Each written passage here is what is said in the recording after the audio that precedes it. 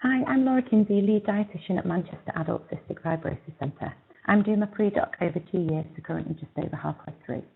Cystic fibrosis is characterised by lung disease and chronic infection, pancreatic insufficiency, diabetes and malnutrition. In 2020, a groundbreaking new CFTR modulator therapy called glexacaftor, tezacaftor, ivacaftor, or ETI for short, was licensed in the UK, accessible to up to 90% of people with CF. It has resulted in a dramatic increase in lung function, reduced chest exacerbations and hospital admissions, and an increase in weight. As a result, the median age of death has gone from just 36 in 2020 to a predicted life expectancy of 71 for people treated with ETI. This now presents some new challenges. In the UK, 47% of people with CF over the age of 40 are now overweight and obese, and this increases to 51% in the over 50s. For the first time ever, people with CF need to consider their long-term health. Weight gain is multifactorial, but one of the contributing factors is likely to be the high-fat, high-energy diet that was the mainstay of dietary treatment for decades. For many, these eating behaviours are ingrained and challenging to change. This new therapy has raised many questions about the nutritional implications of this weight gain, and I intended to use my fellowship to explore some of these. So what have I achieved so far?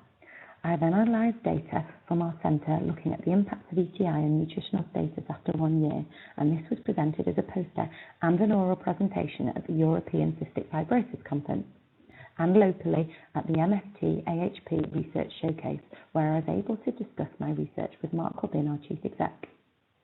I led and was awarded a grant for a bioelectrical impedance analysis machine, which is a much more accurate way to assess body composition than BMI. I have written a protocol for my systematic review, which is now published on Prospero. I completed the critical appraisal and evidence synthesis module. I was able to attend a writing workshop, and I've been able to regularly attend the Manchester Clinical Academic Centre meetings and the Early Research Careers Network for MST.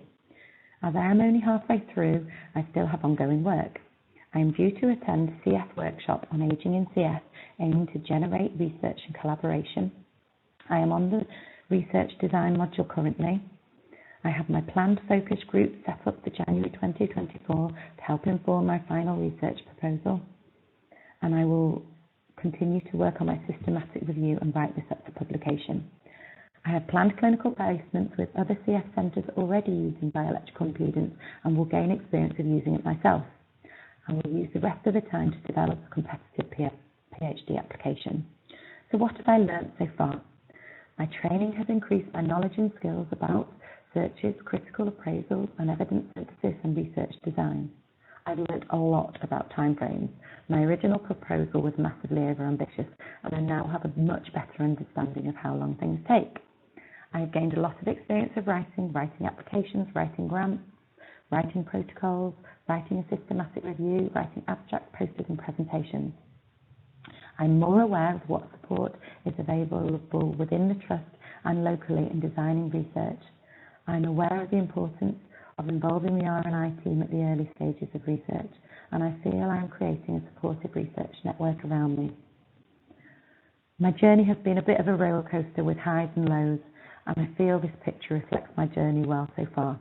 However, Michelle has reassured me that these feelings are perfectly normal. I've learnt that managing a split role is a juggle, and that I need to be strict with my time and keep good documentation of how I spend my time. The process has strengthened my desire to go on and pursue a PhD, and I plan to apply for a PhD fellowship in 2024.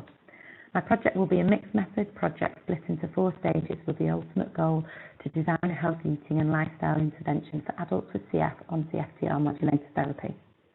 Stage 1 will be qualitative exploration of experiences of adults with CF since the introduction of CFTR modulator therapies. Stage 2, an exploratory evaluation of body composition and cardiometabolic risk in adults with CF on CFTR modulator therapy. I will use these findings to inform Stage 3, which will be a series of workshops with adults with CF and healthcare professionals to co-design this intervention. And Stage 4 will be a feasibility study of a randomised controlled trial to compare usual care to this newly designed healthy eating and lifestyle intervention for adults with CF on CFTR modulator therapy. I would like to thank everyone in the ARC GM, in particular Michelle and Ross, my supervisors Simon, Sorrell and Andy, also Alex Horsley and my fellow ARC GM pre-doc fellows.